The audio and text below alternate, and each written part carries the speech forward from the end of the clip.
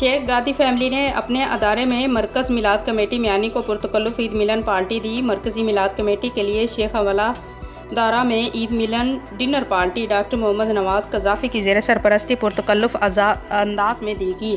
میلاد کمیٹی کے تمام عہدیداران اور ممبران نے بھرپور شرکت کی اور اپنے اپنے خیالات کا اظہار کیا۔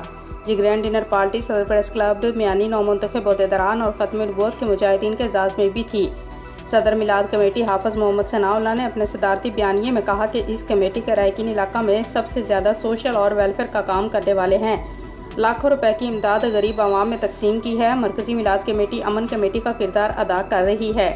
شیخ گادی فیملی نے آخر میں پرتکلف عشائیہ دیا۔ مرحومین اور ملک و قوم کے لیے دعاؤں پر اختتام ہوا۔ محمد عمران، بیورو چیف، سرگودا۔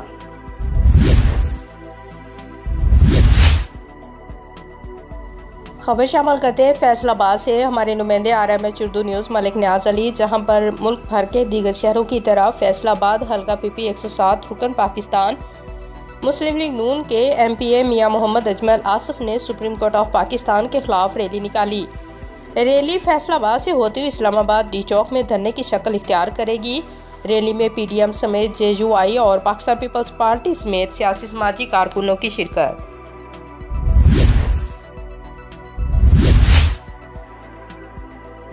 خبر شامل کرتے ہیں ڈسٹرکٹ ویاڑی سے۔ ڈسٹرکٹ بیورو چیف محمد موزم جویہ کی رپورٹ کے مطابق ایڈوائزر ملتان ریجن وفاقی محتسب محمود جاوید بھٹی نے ویاڑی کے دورے کے دوران پنجاب کالج میں طلباء و طالبات کو محتسب کے ادارے کے بارے میں آگاہی دی۔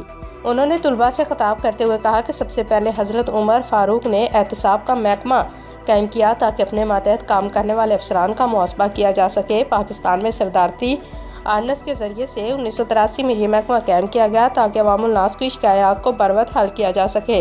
انہوں نے کہا کہ ابتدائی ایک سال میں مختلف وفاقی اداروں کے بارے میں 7000 عوامی شکایات موصول ہوئیں اور انہیں بروقت حل بھی کیا گیا۔ انہوں نے طریقہ کار کے بارے میں آگاہ کرتے ہوئے بتایا کہ صارف کی شکایت موصول ہونے کے 2 ماہ کے اندر اندر درخواست کو نپٹا دیا جاتا ہے۔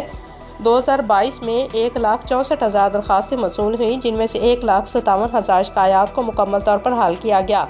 آج کے جدید دور میں موبائل ایپ کے ذریعے سے بھی آسانی کے ساتھ شکایات درج کروائی جا سکتی ہیں۔ وفاقی محکموں وابڈا، ڈاکخانہ، نادرا جیسے ادارے شامل ہیں۔